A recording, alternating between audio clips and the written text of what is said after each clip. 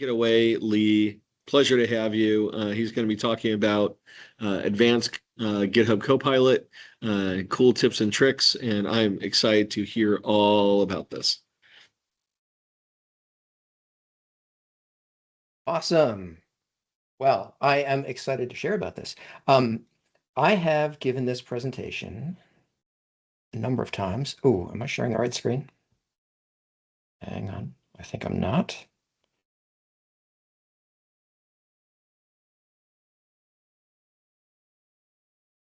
How about there? Are you seeing advanced GitHub Copilot? Yeah, I see it. Cool. Excellent. Oh, hold on. Just wait. It's Yep. They can't see it because I can, because it's all on my screen, which doesn't help anyone. Hold on. Boop. Hold on. I'll admit this Ryan Wade guy. Watch, he'll be that guy. He is. He probably is. Oh no, same one. All right. Can everyone see it now? Hold on. I am trying to get this. Where? There we go. Okay. Can everyone see it? Yes. Because if I can see it, I hope you can. All right. We got him. Cool. All right. Thank you all. Awesome. All right, let's do this. Yeah, I have given this presentation a number of times, and every time I give it, it's just like stuff is just constantly changing. So I have rewritten this from scratch 3 times. This is pretty much a complete rewrite if you've seen this presentation before, because it's just constantly changing. So this is my best yet. I'm excited for it.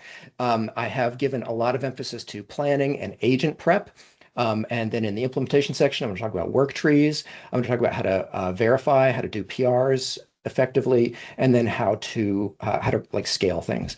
But the emphasis of this presentation is really going to be on planning and agent prep. So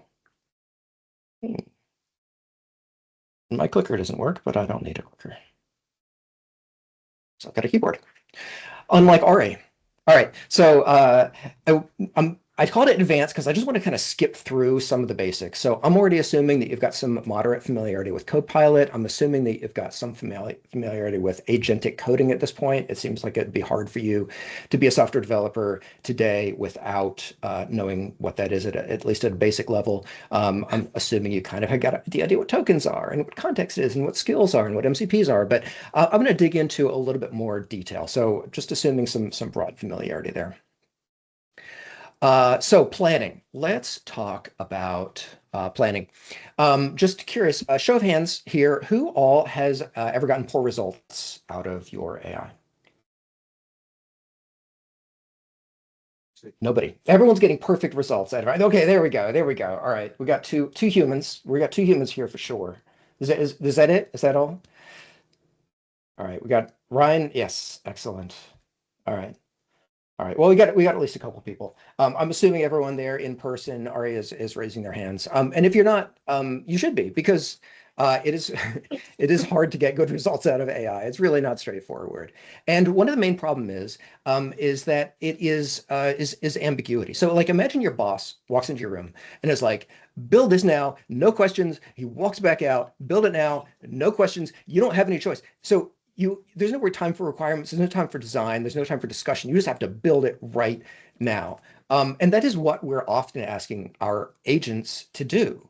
It's funny because the roles have been reversed. We used to be the developers, and now we're kind of the bosses, and our agents are the developers. So I think it really helps to have a little bit of empathy for what our implementing agents, what they're doing. And so I mean, when ambiguity turns into code, you often, but not always, lose. So it's kind of a dice throw because you're going to have to make assumptions, right? And what happens when we make assumptions? Yeah, things go poorly. Inconsistent results. The need to abandon sessions, wasting tokens. If you've got long running sessions that are going on and on and on, and you're like adjusting here and adjusting there, and you're context gets so long that AI starts forgetting things, and now you've got to like make up for the fact that it's forgetting things by coming up with fancy techniques like storing things into markdown files and stuff like that as you go. I think these are all symptoms of ambiguity and lack of planning. So I am a huge proponent of plan mode. So um, I used to, when I gave this presentation the first time, I recommended, and this was, like 5 years ago, like in December, I would ask, I was recommending people ask their agent, hey, do you have any questions before you begin? And that would give an outlet for the implementing agent to be like, whoa, whoa, whoa, I don't quite understand what you're saying. It was a useful technique, but where things are today is absolutely the plan mode. So I am going to unapologetically give this whole presentation in Visual Studio Code. I've got lots of experience with Claude Code. I jump back and forth between them all. I've used the Copilot CLI. I jump back and forth on that, and I have come to really love the Visual Studio Code way of looking at the world. I am not currently a big fan of the Visual Studio integration with Copilot. I think that's going to get better from what I understand, but where it is right now, the latest features, the latest bits and pieces, the best way of interacting with the AI comes in VS Code, and it just keeps getting better. And I prefer it personally to the CLI for reasons that I'll show you as we get a little bit further along. But when you select plan mode, you don't it will not code. It's guaranteed not to do any coding. It's only going to do research, planning, and design. Now, I'm showing it with the old way of doing things, where you have a chat window on the side. Does that look familiar? Is that how most of you all are familiar with seeing the Copilot integration? What they have now that they added relatively recently is this little icon up here at the top. And if you click that, it's actually probably be easier if I just showed you. So if I'm sharing my screen. If I click this, it's going to open a brand new dedicated window. And this dedicated window has it has all my files over here. And it actually isn't just for the current project. It's across all of my projects. And I have come to really love the agents window. This is called the agents window. I'll get into the agents window a little bit more as we go, but just want to show you those two different ways of interfacing with the agent. So you switch it over to plan mode here, and then you can do something like this is a great place to put in a vague prompt. It's okay to say, hey, implement this thing. Like, I don't know anything about it. I haven't done any research. You to go do some research and figure it out. So if I were to do that right now, if I say like I want to implement, it's going to go do there, and it's creating an isolated work tree. I'm going to get into what that is a little bit later. But it's going to come back and it's going to give me something. Now, AI is so unpredictable that I've got slides for everything. I'm just assuming that it's going to crash on me. In fact, Visual Studio Code just released an update, and I'm certain it's going to break any of my demos. In case you're curious, Conway's Game of Life, this was introduced in like 1970, and it's like this zero-player game where you have a grid, and each cell in the grid is got a state that's either on or off, and there's these basic rules that you can move through the generations. You click generation 0, generation 1, generation 2, and each time that you follow these rules to find out whether any given cell is alive or dead. Um, it's there's nothing special about it other than it's kind of like a fun problem space for solving, like for experimenting, for sharpening the saw. If you're looking for like katas and you're interested in like improving your skills and trying this, trying that, it's a great way to do it. And I have a GitHub project called it's under L Pritchard, Conway's Game of Life, where I like set things up so you can try experimenting with some of the techniques I'm going to show you here tonight. Anyway, that's kind of a Game of Life. If I tell it to do that, this is the plan that it gave me. And like planning is a skill. And so I want to convey the importance of coming up with a good plan versus a bad plan. This is not a good plan, and I'm going to show you why. And I'm going to give you some of the things to look for in a good plan. First of all, one thing I do like about this is that it organizes everything by phase. It came by phase one, phase two, phase three. I like that. I like that level of organization. But I think it's really, really important to think about what the purpose of the phase organization is. Why are you organizing this by phase? What are the dependencies between the phases? Is each one of these phases going to be a PR, or is each one of these phases a stopping point where you stop, review everything, and adjust? It kind of depends on how big of a piece of work that you are working on. So I like that it's organized by phase, but I'm going to come back to some of the problems I have with the phases. I look for data structures. I think data structures are really, really important in a plan. I want to see that there's a board.cs, a game engine.cs, and a board view.cs. That's helpful. It didn't tell me what the fields are. It was a little bit hand wavy over the details, and there's no clear API. I want to see what is the zoom in, like there's a zoom in, what does it return? What are the parameters? I think that's really, really important to see in a plan to get a sense of what it's actually doing. I'm going to talk about behavior-driven development. I am a huge fan of behavior-driven development generally, especially in an agentic world. I think it's an excellent way of communicating with your agent. I'm going to get into that. I definitely mark this plan down because it made testing a phase. Like if you're developing and you do all of your testing, unit testing at the end, well, you're doing unit testing, so that's good. But like, why not ask our agents to do more? They ought to be able to do TDD. There's huge benefits to TDD, and why not ask our agents to do that? So in my mind, testing should be integrated into each phase rather than being a dedicated phase. So I'd mark it down for that. And I'd mark it down because the UI is vague. It's really not a lot of details. So what can we do to make this better? To begin with, we can say like, I'm not getting enough. I mean, it's nice that I can do sort of progressive elaboration here and I can like flesh it out, but I could just ask for, how about mermaid diagrams? Mermaid diagrams are something that Visual Studio Code natively can render. And so why not say, hey, I want to visualize this implementation using mermaid diagrams. I want to see component diagrams, UI interaction, rendering sequence. And so when I ask for something like that, then I can start to really dig into it. I don't know about you guys, but this is so much more understandable when I can see the three different modules. I've got my testing down below, I've got my UI on the top left, I've got my core engine on the right, and I can see where the calls happen. The details aren't super important, but there's a flow chart here, which I think is it's useful. I love having sequence diagrams. I don't know about you, but like sequence diagrams for me really help me get a sense of what's calling into what and what the return values are. So I think that's kind of helpful. So as far as your plans go, like start getting those data structures, start getting the API surfaces. Identifying edge cases. This is really important, especially like when you're ready to, you've gotten enough detail and you're ready to dig into, there's obscure things that you don't think about until the end, and then they end up sort of changing everything. So sometimes the plan modes will ask you questions, and I know I love it when it does this, and it's like, hey, here's three different recommendations, and this is, or, suggestions, and this is what I don't really know. Like I could make this as an assumption, but what should I do here? I find these really helpful, but often the plan mode just stops, and so a way to like take it even a step further is if you spend any time consuming like YouTube and for this presentation I've consumed an enormous amount of YouTube content and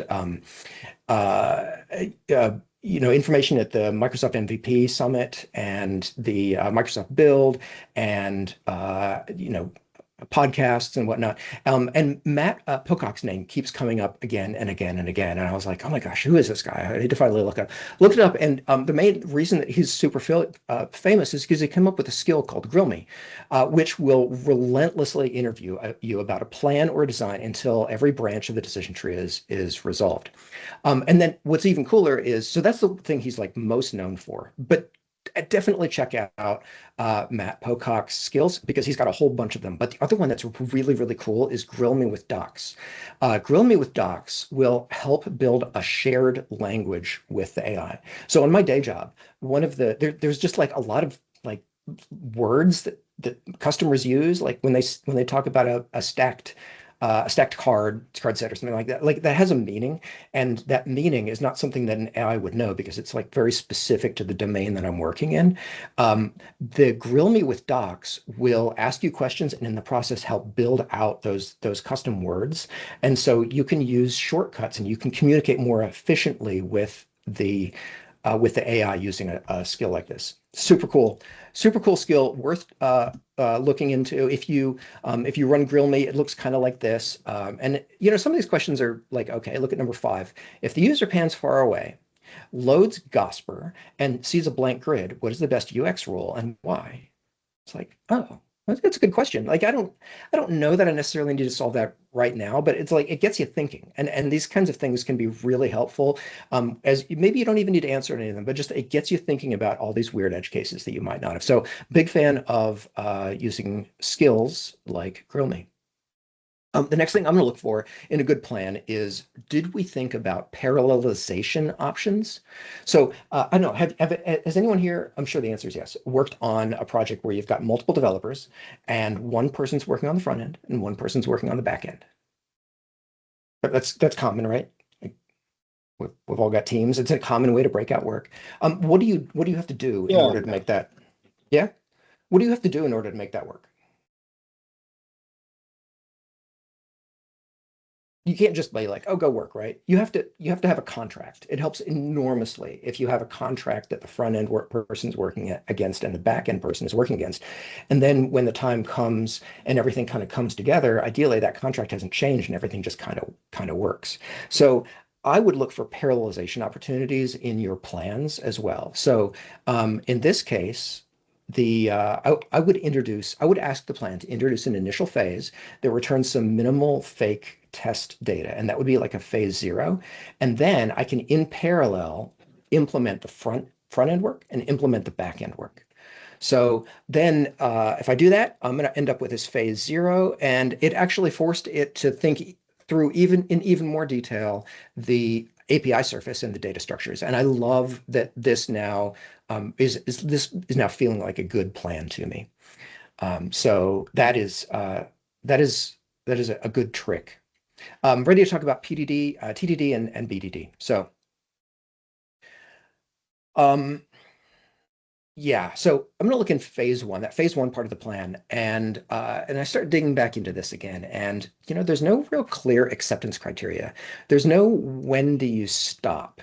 There's also like I want a plan that's ideally been if it's big enough. I mean, if you're doing something small, this isn't a big deal. But when you're working on larger chunks of work, I want it thought down to the ideally to the point of like this is a commit, this is a commit, this is a commit. I want a story of commits. That's what I would do as a developer.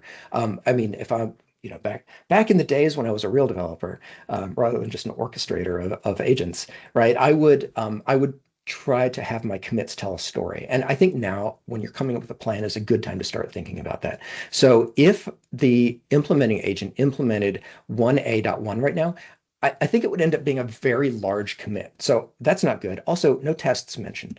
So like talk to your planning agent just like it's a human. Be like, okay, here's my problem with phase 1A. No clear acceptance criteria. The commits are going to be large and there's no tests. So when you complain like that, it starts breaking things down into nice, like small micro commits, which I love micro commits. I think it's a very, it's a sign that you have understood a problem domain well and that you've broken it down into small chunks effectively. So, my only complaint is that it's duplicated.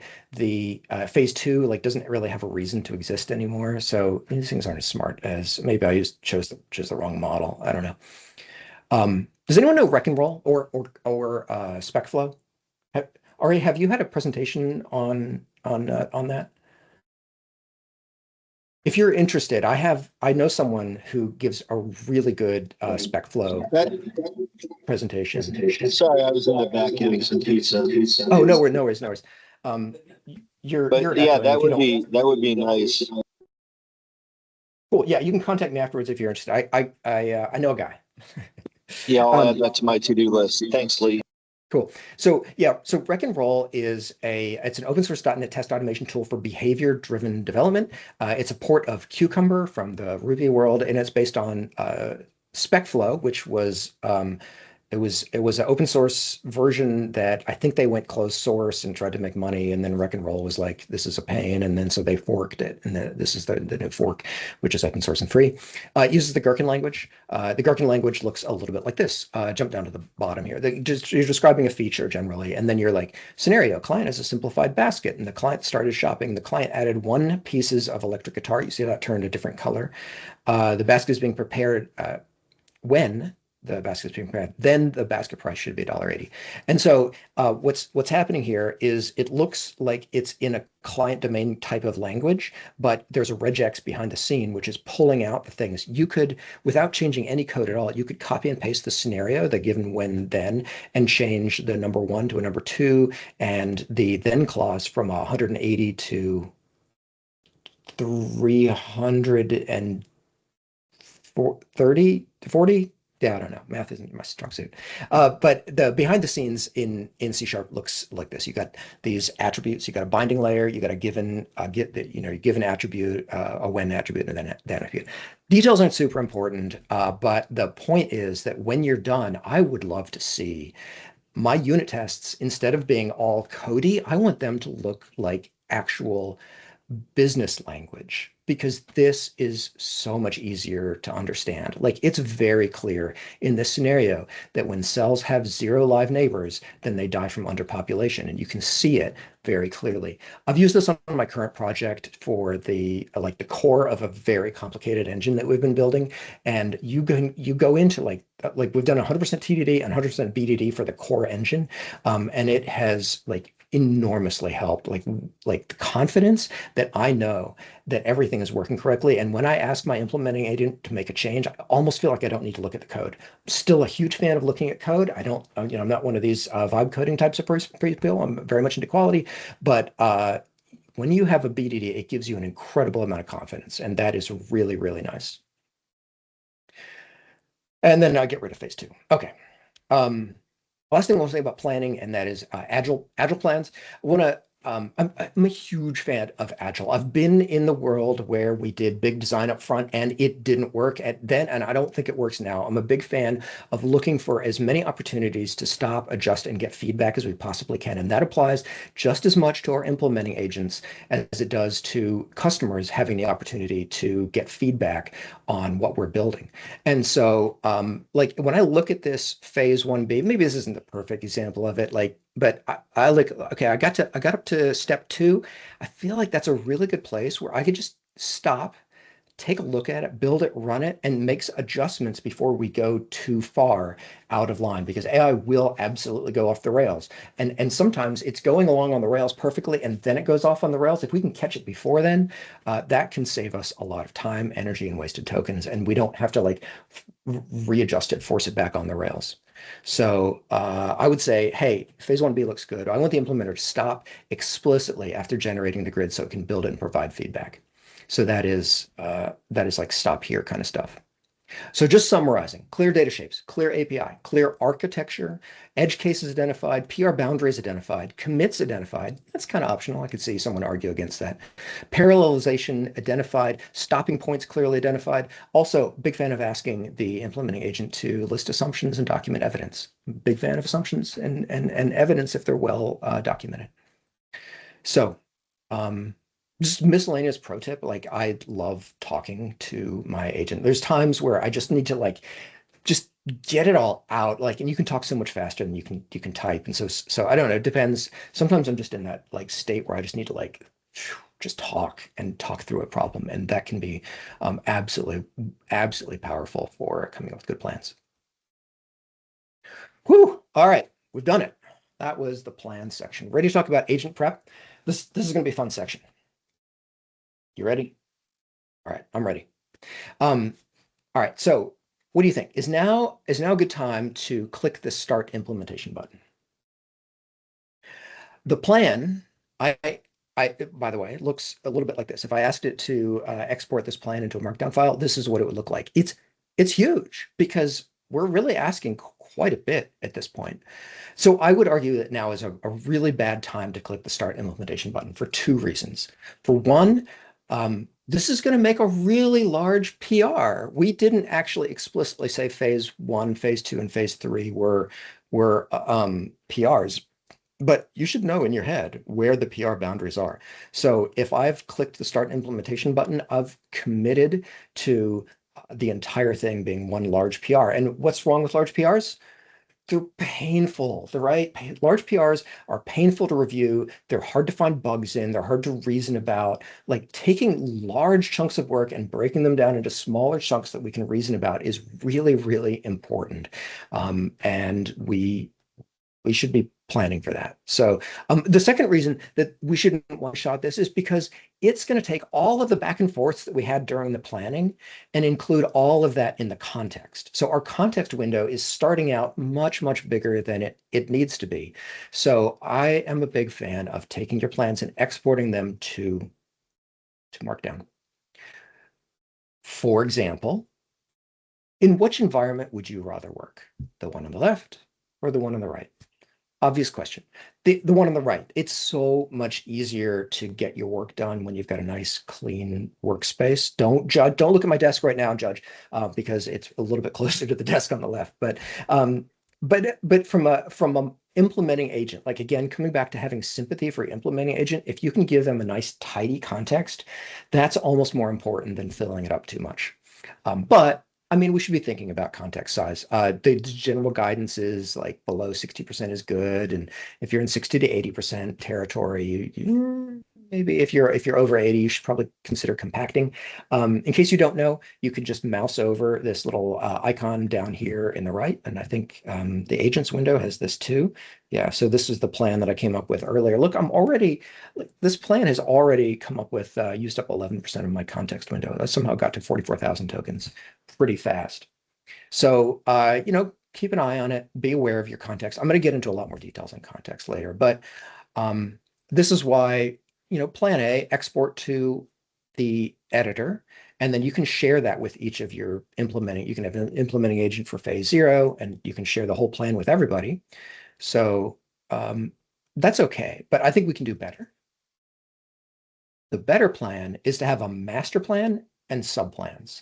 So we now have a very large plan, and we can just say, hey, I want you to export just phase 1. And when we've just exported phase 1, now we've got a nice, clean context, and the implementing agent for phase 0, or whichever phase we're talking about, phase 0 in this case, it doesn't need to know a whole bunch of stuff that it doesn't need to worry about that's far into the future. That might be helpful, but we've got a master plan that we're working towards, and we kind of know what we're doing. So I would say get rid of all the details, keep your context small, give your agent the ability to load a whole bunch of existing documents, a whole bunch of existing files if it needs to.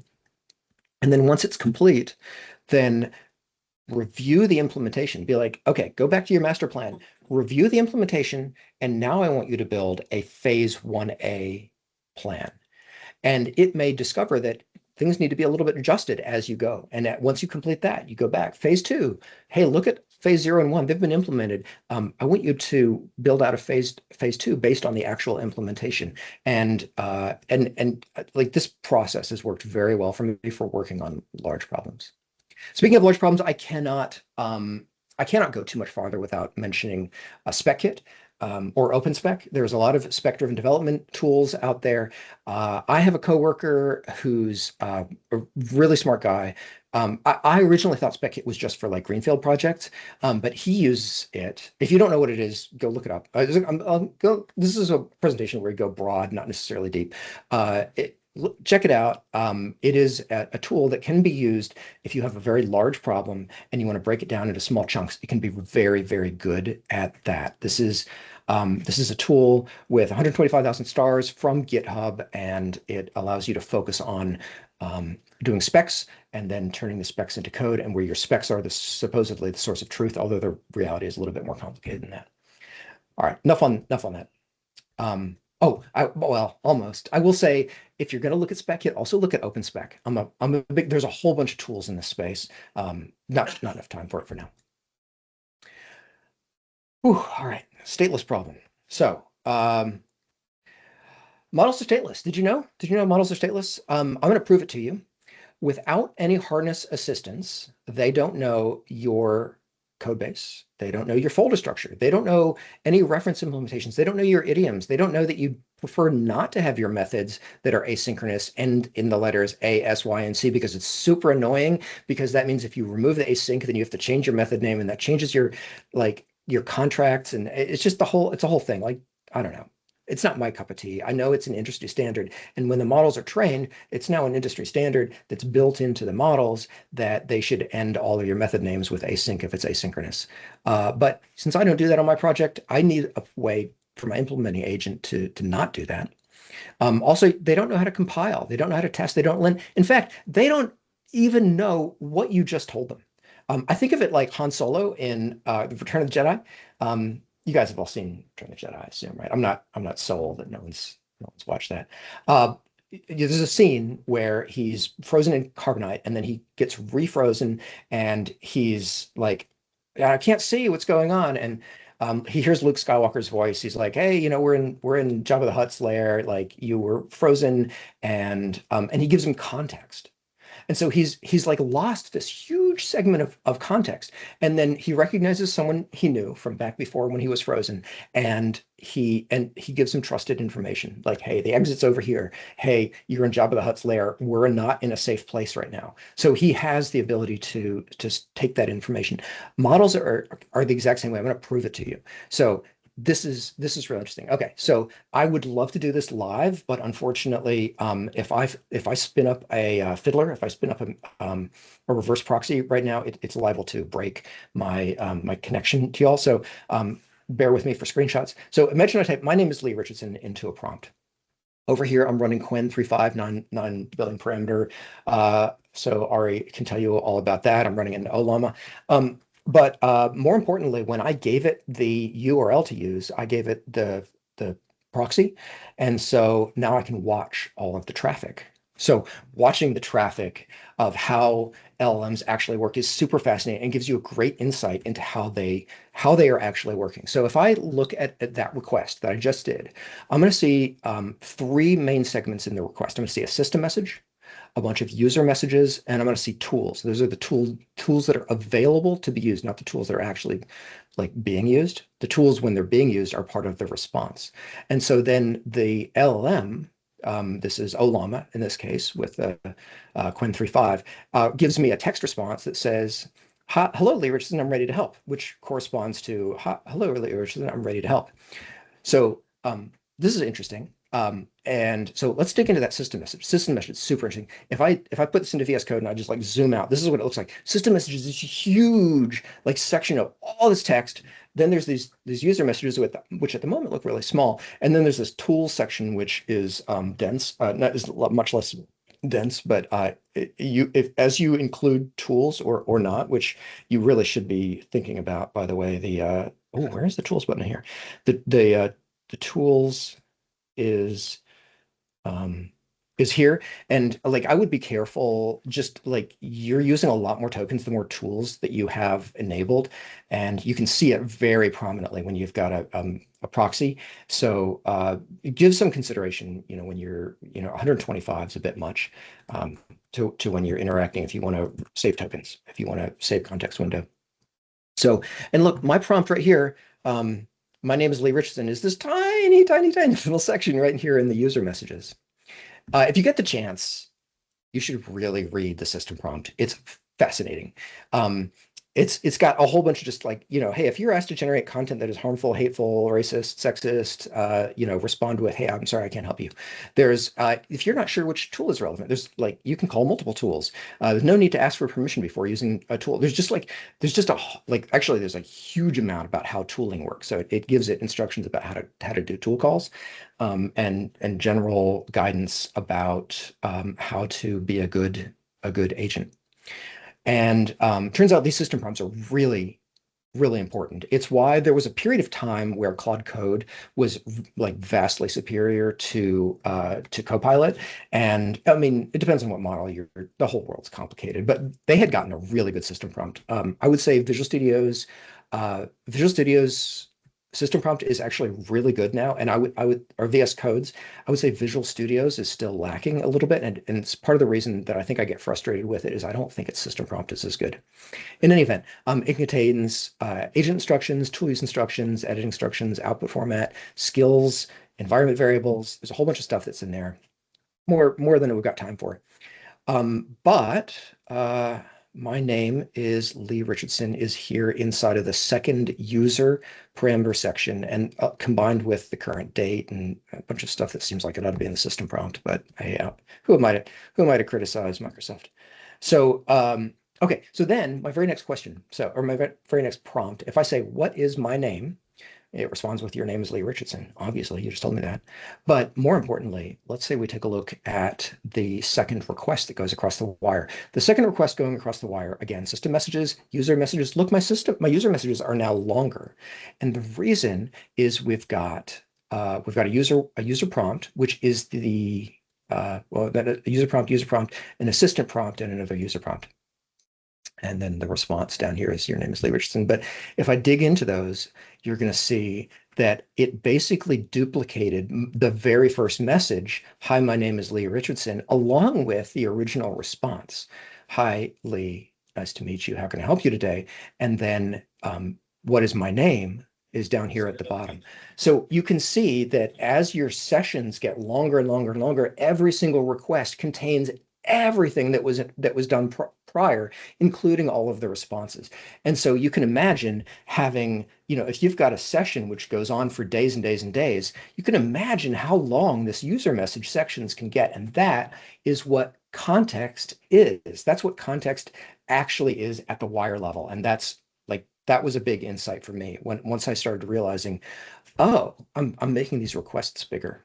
So that can be really useful, and understanding how it works under the hood.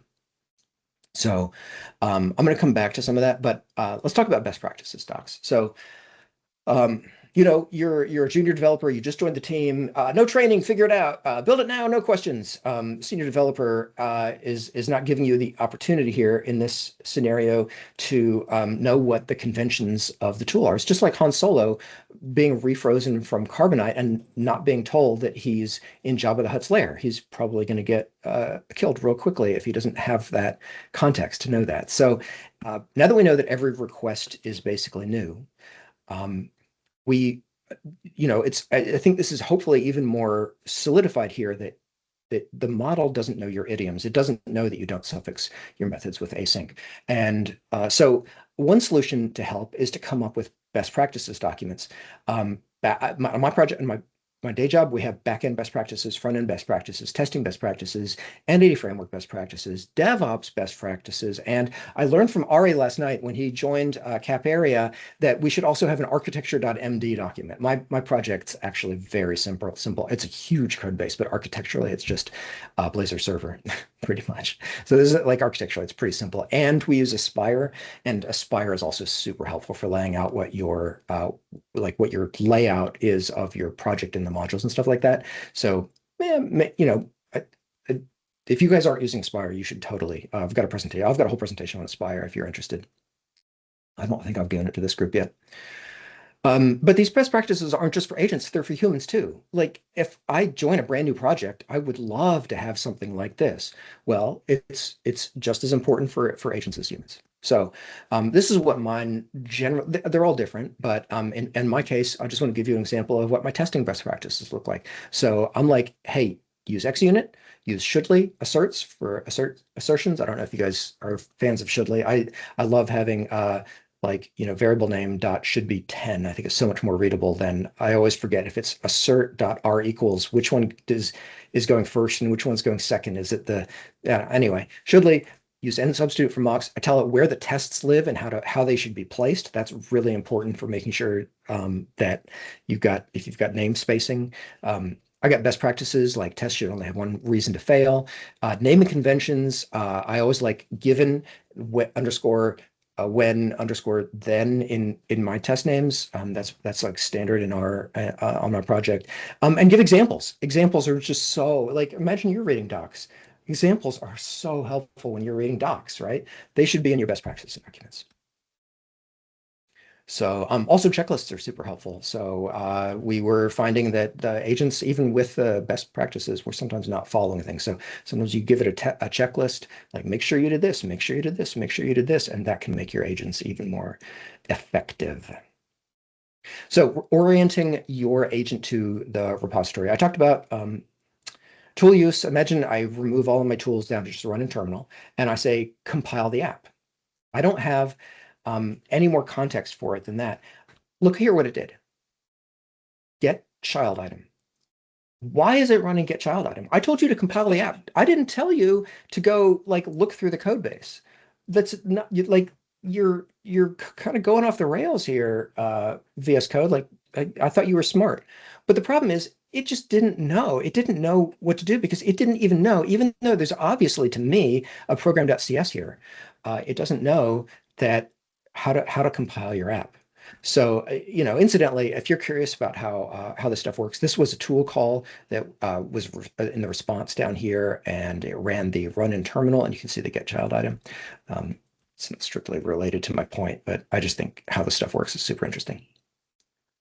The solution is instructions. So if you go to GitHub Docs and you look for creating custom instructions, it'll tell you that in the root of your repository, if you create a file named .github/copilot instructions, or you can use agents.md. So if you, agents.md is like now the common standard across all harnesses. So if you've got Copilot or Cloud Code or Cursor or Windsurfer, whatever, they all do the same. They all support agents.md. It depends on it kind of depends on what your team like is. On my team, we've got some people that use Copilot, we've got some people use Claude, like we've got people over the place. So we could use agents.md. We in practice have actually been allowing each developer to generally have their own. So we put it in the include in the ignore file in the git ignore file, but I don't know, it depends on knowing about it's the most important thing. So this Copilot instructions, you get to it in Visual Studio. This might be easier if I just show you in Visual Studio. So in VS Code, sorry, I keep saying the wrong thing. If I go to the gear icon up here, I can see my custom agents, which is, I'll mention custom agents in a sec. I mentioned skills, there's my grill me skill. But if I go to the instructions section, I guess I already have a Copilot instructions, but if I didn't, I could click this generate instructions button, or I could create workspace instructions or user instructions or agents.md. So that's how that works. And if I click the generate instructions, it does its best to come up with Copilot instructions.md. But I don't know, it's like, I don't know, that's kind of fluffy, like tone, concise, idiomatic, and focused diffs, prefer small, well-tested changes. I mean, I agree with that, but like, I think the best practices these days are to make these, because this is going to be included in every single request you send. So the best practices that I'm hearing from folks is to make these as small as you humanly can make them. So I would write it by hand personally, and I would just give it bare minimum information. This is a Blazor WebAssembly project for Conway's Game of Life. Boom, short, sweet. Like we've now told it it's Blazor WebAssembly. It'll already probably, just based on this alone, to look to run a .NET or to look to know where the files should be. Give it key files and directories. Give it your best practices documents that we just talked about in the previous module. But also, if you have like an objective.md file, or tell it where all the folders are. Tell it where your lib file, your web UI. Tell it about your tests and where the BDD scenarios are, or where the test step definitions are, and then give it a developer workflow. Tell it, how do you compile? How do you run the tests? If you want to not run all of the tests, but just run tests for a single module, tell it how to do that. Do you do linting? We should all be doing linting, right? It's going to make, if you give it information about linting to your model, you should, because it'll then, you can tell it to make sure that your linting passes, and you can make sure your code doesn't tweak you because someone put 2 new lines instead of 1 new line, or they didn't declare a variable that was never used or whatever. So now, if I put that in place, you can see this Copilot instructions here, which this looks like I included this Copilot instructions command up here, but I didn't. I just allowed it to find it. Then it does the right thing. It does .NET build, -c debug, just like I told it to. The -c debug, that would be something that's custom. Like, that it found the right thing, because normally it would just run .NET Build. And if you're curious how that looks, that looks like that. And yeah, if I'm curious where the .NET Build -c was located, they actually put it in the system prompt. Interestingly enough, I might have expected it to be in one of these user sections, but it doesn't. It puts it in an attachment section with XML. Apparently, models are really good at understanding XML. They prefer it to JSON and stuff like that because they can very clearly see where a thing begins and ends. I don't know, whatever. So that's how it works. There's also path-specific instructions. On my project, we're a Blazor project, and so we have .razor files. And I was finding that the agent was just constantly not using my component library, which is Blazorize. You don't care about that, but it was not doing the right thing. It was constantly putting in like these divs and spans and tables, and it's like, no, use my library, please. Use square bracket card. And so I gave it a blazor.instructions.md with this front runner up here called apply to, and the ** means infinitely recurse /star.razor. That's a glob pattern, I think is the right terminology for that. So there we go, repository orientation. I'm going to talk about the knowledge cutoff problem. So all of these agents were built at a time, and they only know the world as of that time. So if my component library, Blazorize, if I ask it, what's the current version of Blazorize, it's going to say, actually, this is the only part of my slides that came from the previous version I gave this. So this is actually a little bit dated, but it's like, hey, as of July 2025, the latest stable version of Blazorize is 1.5. Oh, really? Is it though? If I go to Blazorize's website, I can clearly see that the 1.8 is the most recent version. That means it's going to start failing anytime I ask it for anything that's more recent than July 2025. So skeleton control was introduced more recently than 1.5. It was released in like 1.7 or something. It was in 1.8. So if I ask it, hey, how do you use a skeleton control in Blazorize? The agent wants to please me. It wants to please me so much that it's just going to make stuff up. It's like, hey, you should use skeleton, the square bracket div, h3 div. And that's like completely wrong. It's not true. If I didn't know what I was doing, I might be inclined to allow it to do that. And then I'd just waste a bunch of time and energy because it would be going off the rails in the wrong direction. So to fix this, there's two ways you can fix. First of all, knowing about the problem is the most important thing. There's two ways to fix it that I know of. One is a hashtag fetch. So if you just do hashtag fetch inside of your prompt, and then you give it a URL, give it a URL to the documentation, and then you ask how to use a skeleton control, and it's going to give me the correct response because it just looked at it. It's now that HTML page is in its context, and it'll give you a better response. But what if we didn't feel like looking up the documentation and giving it the documentation every time we used a new control? The solution is there's a wonderful MCP server out there. If you're not familiar with MCPs, I'm going to give you a very, very quick overview. They're just plugins for your model that give them extensibility. So in VS Code, there's this section over here for MCP servers. You click on that. There's a curated, Microsoft has you can add whatever you want, but there's like a curated list here. This Playwright MCP, actually there's a new version that's the Playwright CLI. Don't use the Playwright MCP, use the Playwright CLI if you happen to be doing any browser automation, which you should totally get into. Like that should be a whole presentation. Like that's some fascinating stuff. But there's one down here called Context 7, super interesting if you haven't heard of it. Context 7 it's a website that contains the latest documentation for all projects under the sun. That's probably an overstatement, but it's got, Next.js and Tailwind and React, and it's got a whole bunch in fact, I was a little bit surprised. What I thought was an obscure client library of Blazorize is in here. And so you can install the MCP server details. You look it up, but you start the server, and then when I say what's the current version of Blazorize, use Context 7, it uses this MCP server, and it resolves the client library ID to figure out what Blazorize is, and then it looks it up, and it gives me the correct answer. Yay. So this is an MCP tool that you might consider enabling for your implementation agent, or you might consider enabling it for your planning mode, depending on kind of where you're at, what you're doing. Useful tool to have in your toolbox, though.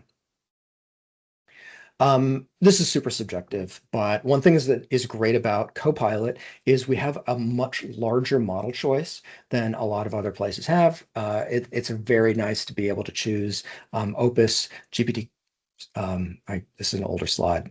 This is GPT Codex, but Sol is probably the modern equivalent. But I like having models that have different characteristics. You can use that auto mode if you want. I mean, I have coworkers that are really smart that just use auto mode and they're like, hey, it's good enough for me. And okay, that's fine. Auto mode's fine, I guess. But I personally like to give a little bit of thought to which model I'm using, because for me, there are different models with different personalities and different characteristics. Sonnet, for instance, I find is like super enthusiastic. It loves doing extra research for you, and that's a great thing to have when you're planning. It'll go out and do a whole bunch of research for you. On the other hand, I have been super frustrated using Sonnet for implementing because it's so enthusiastic that sometimes it'll override what I tell it to go and do what it thinks is the right thing. So I think it's really useful to have a model which is really good at following instructions. And the GPT models for me are just, they're like smart, but they're also really good at following instructions. And then Opus, of course, is very expensive. But if you've got if you're doing a code review and you're doing like a large complicated code review and you want to try and find bugs that you maybe didn't even realize had been introduced, I would recommend using Opus for code reviews. This is just my personal recommendations. Everyone's going to have your own, but I would encourage you to really think about model choice.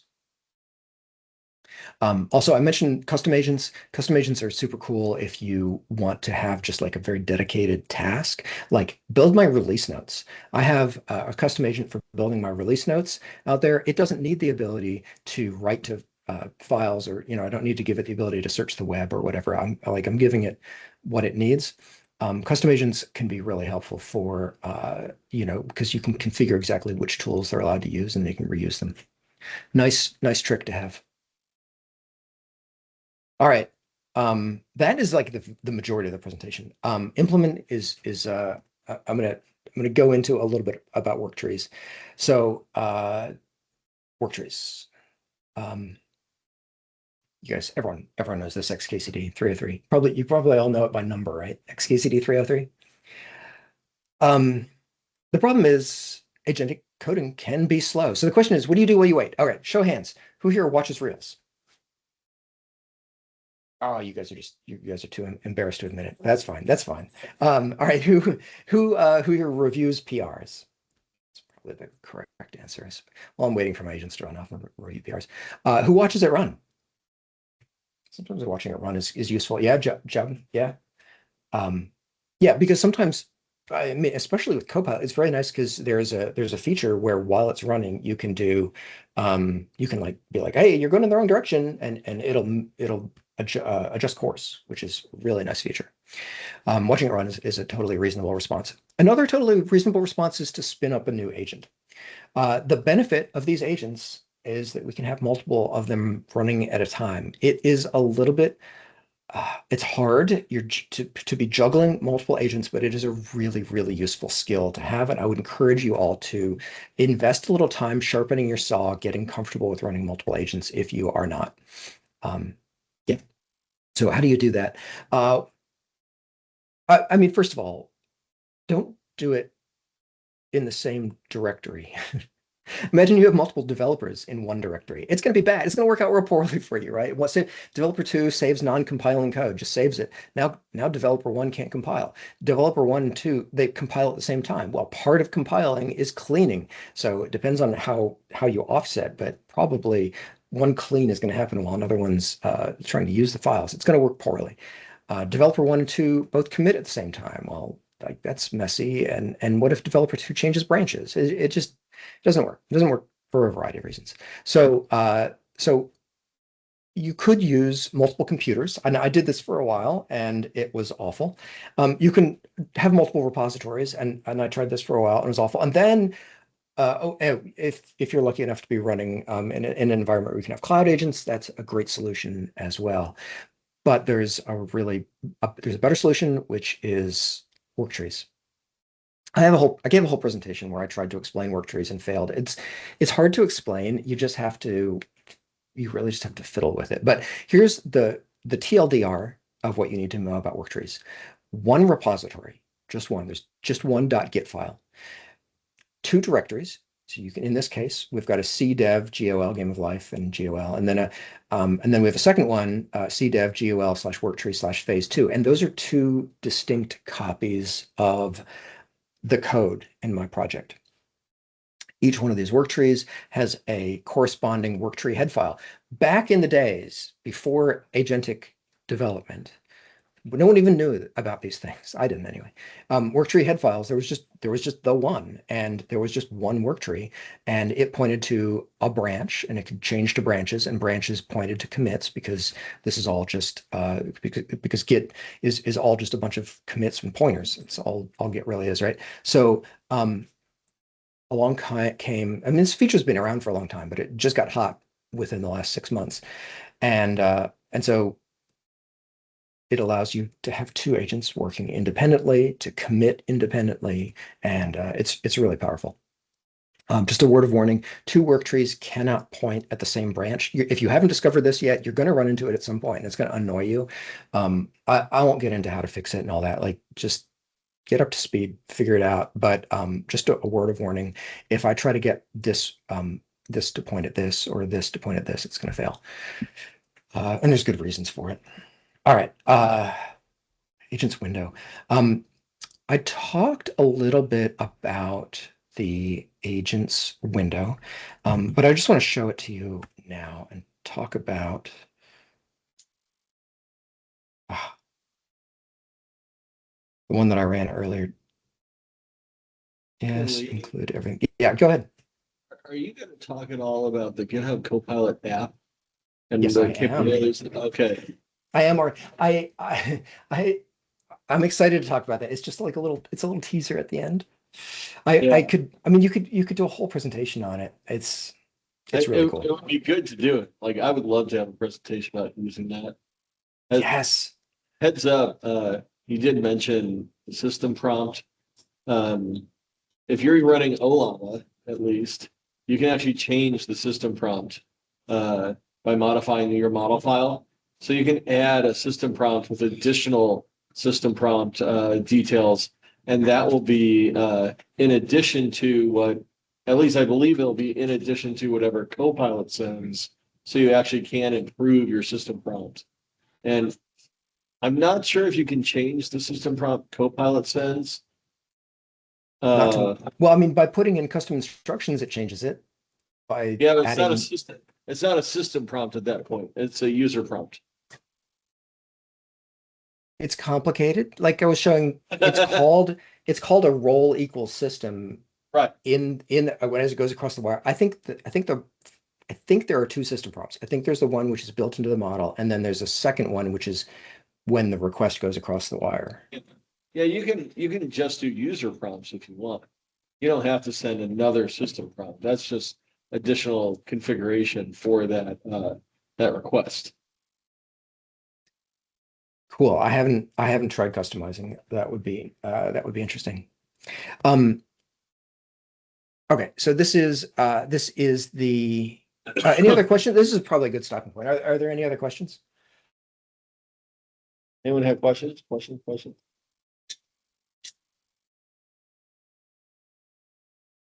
Sorry, you peeked out. I was like, oh, she has a question. All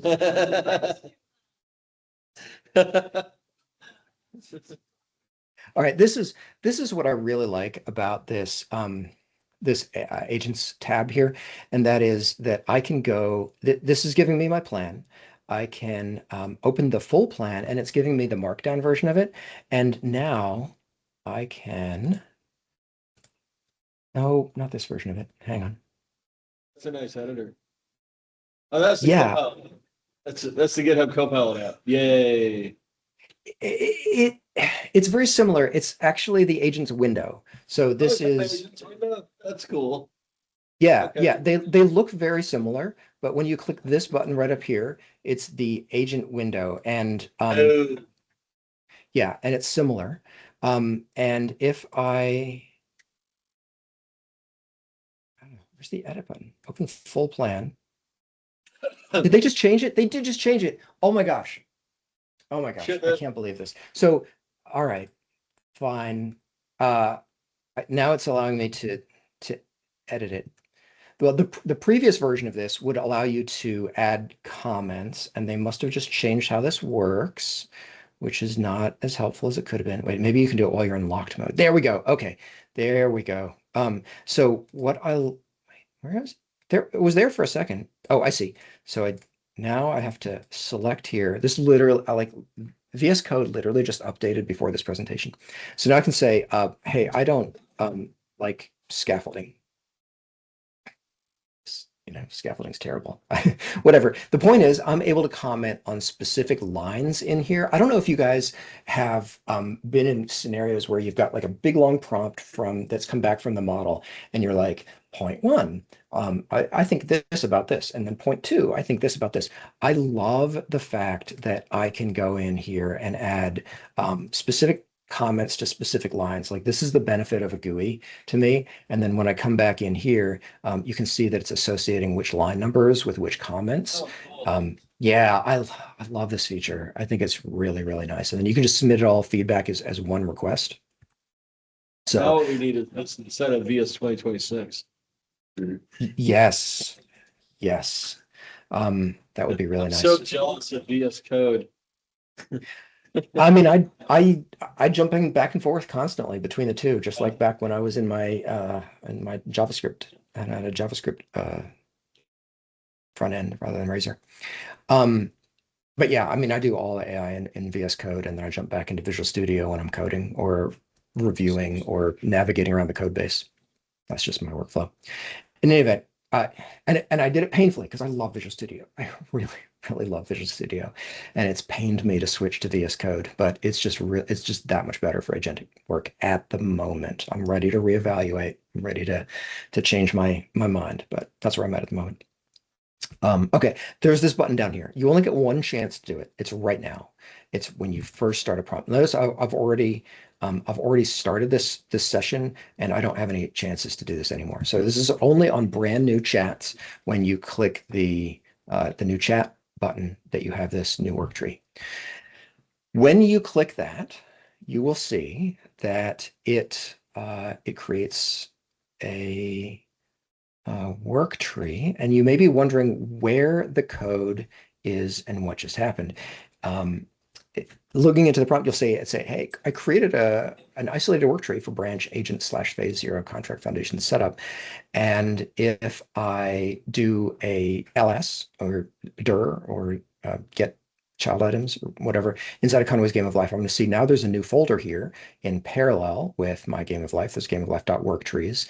And if I go into that, I'm going to see there's a phase zero contract foundation setup. It duplicated everything and put it in there.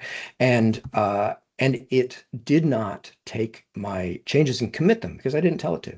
So where are the changes if I tell it to make changes and it didn't commit them? This is a limitation, or it was a limitation as of right before it updated, and maybe it's gotten better because this is moving fast. These are new bits and they're just constantly changing. But there was no first class support at the time, as of yesterday, for committing. So if you're looking for where your commits are, I'm a big fan of using Git Kraken or a good, I don't know, are there any Git Kraken fans out there? Um, Oh, get Kraken. I don't know. Kraken, yeah, whatever. So it has really nice support for work trees. It shows you the work trees down here. And so you can double click on the work tree because your commits aren't currently visible. And then when you double click on the agent's phase zero contract foundations, now you can see your commits. So there's a lot to work trees. They're not intuitive. I would just strongly encourage everyone to spend some time sharpening the saw, fiddling with them yourselves. Um, so as far as how to commit, I mean, I guess you can just tell your agent to do it. Hey, commit all the current work tree changes with the message implement phase 0 contract foundation. And you do that. And now you can see that the commit here, even if I'm on my phase 0, even if I'm on my main work tree, I can see this commit that just happened because again, there's only one repository for work trees. So yeah. So then once an implement, okay, this is the next coolest feature of the agents panel. So once you have made some changes, you can go over here and see your changes. Unfortunately, I don't have any. It'd be inappropriate for me to go to my work project, but I just have to apply to use screenshots if you don't mind. So I just made a whole bunch of changes, and now I can see which changes were just made. Has anyone here ever created a pull request, kept it in draft, just so you can see all of your changes aggregated? Uh-huh. Yeah. Yeah. Yeah, right. It's like a common thing to do. Like it's more and more common that we just have tons of draft PRs open because you just want to kind of see the aggregated version of everything and kind of review it. That's what this is. It's built into VS Code now that you can see there's two different views. You can either see the aggregated view of all of your commits, or you can see just the last round. And then you have the ability to click this plus button and add feedback to specific lines. You basically have a PR reviewer, like review kind of functionality where you can review individual lines. Look, I clicked an add feedback here and I'm like, hey, this should be an I list so I can enumerate it multiple times. I don't want this to be an I enumerable. And then it aggregates, just like I was showing you with the plan, it aggregates all of your comments along with the individual lines, but now it's not in the plan, it's in the implementation. I love this interface. It's still a little rough around the edges, but you guys got to try it out. The agents window is solid. It's a wonderful experience. I love this. And you guys got to try it out. It's great. So um, once you've aggregated all of your individual comments on the individual lines, then you can click the submit feedback, and it takes all those things. This line do this line do this, this line do this. It sends it all back, and and then it goes and implements it all. And like I was saying, you can just look at the last turn changes if you want, or you click that drop down and you can see all of your aggregated changes. So nice. So yeah, to close this out, um, little tip. If you get into work trees and you create a work tree and you find that you can't run it because it didn't include like your app settings.json file or whatever, or your app settings.local.json, or you've got .local files around, there is, I'm hoping that there's going to be something, even if you guys are mostly like know all this stuff, I'm hoping there's a couple gems in here, and I'm hoping this is going to be a gem that you maybe didn't know. You can add a .worktree include file, and if you include that, then even if it's been get ignored, it will copy those files over into your work tree to allow your work trees to be able to run. Really nice little trick. Also, I don't like the names of the branches that it makes when VS Code is creating work trees and branches. So often my personal workflow is back on the main branch. I'll create a branch that I like and I'll fast forward to it up to the version that's on the Git work tree. And then like my main work tree is the one that I have Visual Studio attached to, and I only have one Visual Studio instance. I don't know. Everyone's going to have their own workflow, but this is just what mine is. And that's it. That's all I've got for implementing. How are we doing on time here? I think 8 o'clock. I think we're coming down the home stretch. So I want to talk about the six-fingered problem. The six-fingered problem. I made up the name, but I think you're going to recognize it instantly. Imagine that you're taking a look at an image. And it looks good, and like it kind of makes sense. You look at this image, it's like, oh, okay, it's Trump in a church. I guess that makes sense. But then you kind of look in the details, like, wait a minute, he's got six fingers. Like that's not real. So AI generated images can look real in the large, but then you start digging into the details, and once you dig into the details, you see the subtle flaws. Code has the exact same problem, at least today. I mean, maybe a month from now, all these problems go away. But right now, these little subtle problems are they're going to be there in your generated code.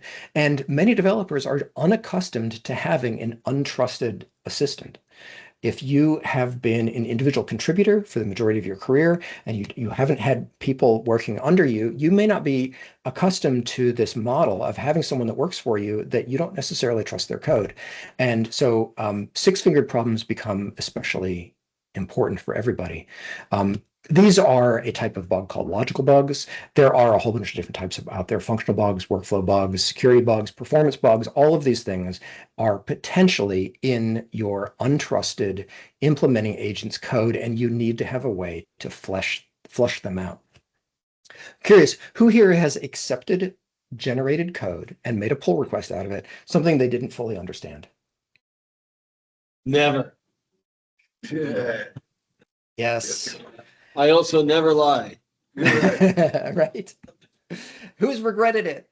Oh my gosh. I mean, I had a coworker catch me in this, and I like just looked over the code and I was like, it looks good. Like I think this is right, but I didn't fully understand it, and I should have, and I was super embarrassed.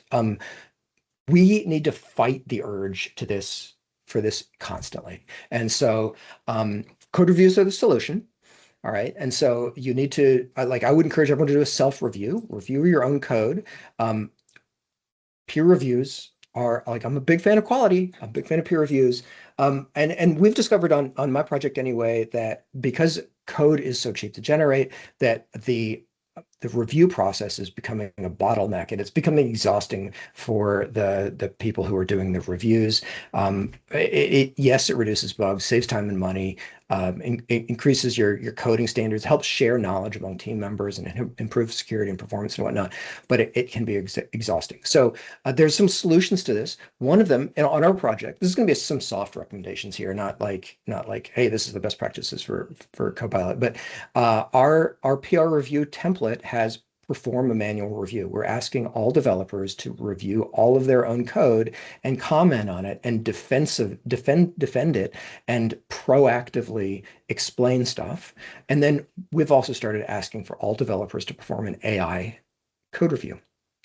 It reduces developer fatigue, the people that are doing the reviews, and it reduces these back and forth cycles because bugs get caught earlier. I think it's a great use of tokens. I'm also going to mention guided tours of PRs are really nice too, but I'll get to that in just a second. Okay, so that's the six-fingered problem. Yeah, Ari, you had a question? Well, I found something that helps things go right is when you prompt, I usually add this to the Copilot instructions, is for any non-trivial change, perform an adversarial review. So you make that part of your Copilot instructions, and before you even commit, before it even tells you it's done, you'll actually see it perform an adversarial review and go, oh, you know what? I could tighten this up. Here's some key issues that I found after reviewing the code in depth. Here's some optional things. Would you like me to fix them for you? Nice. Nice trick. And it's nice. I actually learned that after the Claude code got, I'm sure that's not an ad.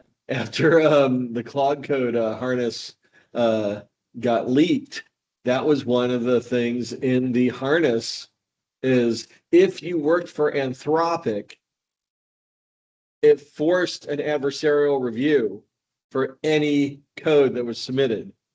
And it said like if environment equals ant or something, So it was very cool. Like I learned a lot from and stole a lot from what they did. That's interesting. You got to be careful though, because you'll learn a lot of techniques that are put in place by people that don't have token limits, that aren't paying the bills. Because I took a look at the sorry, quick tangent. I don't know how we're doing on time, but quick tangent. But I was taking a look at the .NET MAUI's teams. I got super into PR reviews and coming up with good PR review templates. Take a look at some point if you get the chance at the .NET MAUI team's PR review template. It's absolutely fascinating. They do this thing where they're like, hey, I want you to understand the basic gist of this PR and go and implement it 4 or 5 other times using completely different models. And then I want you to do like a best of breed and compare all the different models and pick the best one. And then, like recommend that back to the person who's who's submitting the PR. And it's like, I wish I had that whoa, that's magic. really cool. But like, yeah, how about us mere mortals that actually, have budgets? All I So, needed to do was add logging to this one function, and we spent $180 in tokens. right. Why didn't you just do it yourself? Because option number one was That's re-implement Log4net. Yeah, that's that's that's awesome. yeah. So I wanted to point out right here, after in your if once you're in this new agents tab here, I wish I could just like show it to you live. Blah blah blah blah. Do the thing, implement the plan. Once you get to that point, it's showing you all your code. You maybe have done 1 or 2 rounds of feedback with it, and now right here is the run code review feature. And I gotta say it's pretty good. Like I have been pleased with it. Um, it's not I still love the Claude Code PR review skill. Like you run that one in Opus and you're gonna get some really good results. But this is really good. I've been very happy with it. So and it's so convenient. It just fits right there into your workflow. Like it's all right here in this Agents tab, which is already pointed out is actually very similar to the Copilot app, but it's different. Um, Yeah, and the other nice thing about the code review is rather than it just being like a big blurt of text, it puts it back in line. So when I did this review, it's like, hey, I, in this file, there's a code review comment. You click on it and you go into it, and it associates that segment of the PR review with the specific line. You can see it there right in the context with which that particular comment exists. So it's this feature is like super cool. And if you haven't tried VS Code in a little while, got to try the Agents tab. It's got some really, really cool functionality. So, all right, that is what I had to say on verifying. Scaling is there's a lot to be said here. If you agentic work is hard. If you guys are feeling exhausted because there's just constant change and constant stuff coming at you, and you're constantly multitasking, and there's constant interruptions, and there's just so much code reviewing, and you're reading code more than you're writing it, and there's like so many agent sessions, and it's so exhausting. You're not alone. Like I hear this time and time again from so many people. So at the very least, you're not alone. I don't know that I don't necessarily have answers for you, but yeah, I think we're getting there. We're getting better there. I would say one thing that you can help your life out with a little bit is to keep your desk clean, as it were. If you got a whole bunch of sessions, rename them. Give them good names so you don't lose track of them. Pin them. I love having just the pinned ones, and I can kind of like sometimes I have a quick query, and I don't need it to be like my active one that's running for a long time. If I've got a master plan, subplans, like I was talking about earlier, keep your master plan pinned until you're done with the whole thing so you can find it easily. And mark as done. There's a button here, mark as done. And when you click mark as done and it was associated with a work tree, it will go and automatically delete the work tree, but keep the branch that was associated with it. And so that's, like you want to like click that mark as done button. It really will help a little bit, and every little bit helps. Let's talk about the GitHub Copilot app. Already mentioned this. It could be a whole presentation in and of itself. It doesn't necessarily work all that great for me because I'm on Azure DevOps. It is specifically designed for GitHub, but it can work with Azure DevOps. In fact, I've got a coworker, I'm going to show you in a couple slides, that did some really cool stuff with it. And I'll tell you how he did it. So first of all, if you're in GitHub, it allows you to view PRs across all of your repos. So that's nice. Like, hey, I can see there's a PR here that was just submitted. It's like in this nice like app. So that's kind of cool. You can review, comment, and complete PRs. So this is kind of like the same experience that I was showing you all with the agents window in VS Code, but it's here in the GitHub Copilot app. And you theoretically don't even need to leave the GitHub Copilot app. But if you want to, you can, because it's got, let's see, stop. There. It's got a run button. Ah, so unhelpful. Prezi, just to wait for it to finish. Okay, there's a run button. See up there, way in the top right. You can click that run button, and it'll just like you can just have a purely agentic conversation, and you click the run button, or everything is generally a work tree by default. So if you want to open VS Code to the work tree, you click that open button and it'll open that particular work tree. And then you can get this really nice inline experience where you can comment just like you're doing PR review comments in a web browser. You can comment on things inline, and that is for me, that is just a really nice experience. It's a really nice use of a GUI. Okay, come down the home stretch here. Plan. Yes, you can plan. You can add new sessions to apps. There's a plus button.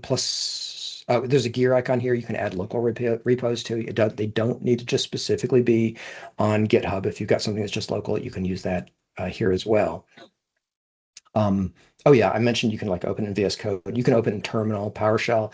They've even got like open it in Cursor, open it in IntelliJ IDEA. I haven't used IntelliJ in years. I have no idea. I guess I have it installed on my machine still. So it found it and was like, hey, would you like to help with this IntelliJ? I guess thanks for being helpful. And then canvases. Okay, we got to talk about canvases. Are so cool. So built into the Copilot app, GitHub Copilot app. I'm gonna go ahead and run it so you can see this.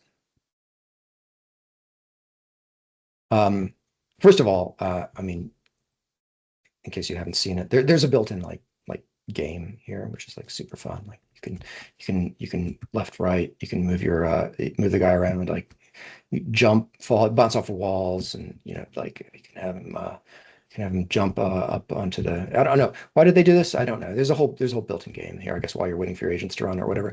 More importantly, if you go in here and are like, okay, create a canvas that shows a 10 by 10 grid to load an initial state for Conway's Game of Life. All cells can start as dead, but I can click to turn them active. When I click a next button, it will run Conway's Game of Life to advance to the next generation. Also provide a play button. Look, here we are. It's Conway's Game of Life in a browser. I can do an oscillator. I can do a I don't know, whatever this is.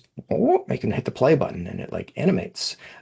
This was just like a couple lines of code. I like, is there code behind this? Probably. There's probably code associated with this. I have no idea, but it's all hidden behind the scenes. So it is definitely based on vibe coding, but it is so powerful. You can have it build a tic-tac-toe game. Why not? Because like everyone needs to be able to build a tic-tac-toe game. Where'd mine go? It's being buggy. In any event, so it's like think of it as just a blank canvas that generates the JavaScript code that you can do stuff with. What can you do with this? You can build custom dashboards. So I got a coworker who built this amazing Azure DevOps dashboard. It doesn't have to be. He figured out how to get it to connect to Azure DevOps by using there's a MCP, there's an Azure DevOps MCP, and he built, these are all of the tasks which are upcoming that have not yet been planned out. You can then, there's like a button where you can click on them, and he has them go into and build out a plan for it. And so then the plan goes back into the ticket. And then you can see things which have plans and are like pending implementation. Then you can see things which are in the process of being implemented. You can see where all of your draft PRs are. You can see where all of your published PRs are. Where are your PRs that need review? Then you can click this guided tour button. He built all this out, and he just vibe coded it out. He's like, whoop, whoop, whoop, this is what I want. Like he just envisioned what would make his life easier. And this is what he ended up with. He clicks this guided tour button, and it uses the power of Copilot to review all of the code that's in the PR, write out a guided tour that a reviewer could then review and understand. And he had specific ways. He was like, I want to approach this from the perspective of like, take all the like stuff in a PR that's kind of just like fluff and noise and make all that go away, and show me where all the load bearing stuff is. Show me where all the architectural changes, show me where walk me through this PR in a way that I like to look through PRs, rather than like file by file, alphabetical, chronological, or whatever. Like give it to me and like how it flows through the app. And so then this generates that, uses some tokens and posts it back as a comment and into in this case Azure DevOps. And so he's got this whole like flow. He like this allows him to organize all of the noise. There's just so much noise these days, and the GitHub Copilot app can absolutely help. And yeah, and plus you can build fun little games with it without, if you're willing to vibe code. So cool stuff. That's it. That's it. That's all I got for my presentation. Hopefully you guys learned something tonight. We talked about planning. We talked about the importance of having a good plan and breaking things down in chunks. We talked about how to prep your agent and how they're stateless. We talked about how they actually work behind the scenes so you can see what context actually is. We talked briefly about how to implement with work trees, the importance of code reviews, and how you can improve the code review experience. We talked a lot about that agents tab that's in Visual Studio Code, and we kind of finished up with just a sense of how you can kind of scale things and make some sense out of the madness that is agentic coding these days. So thank you all so much for coming out. I really appreciate it. My name again is Lee Richardson, and you can find me on the internet.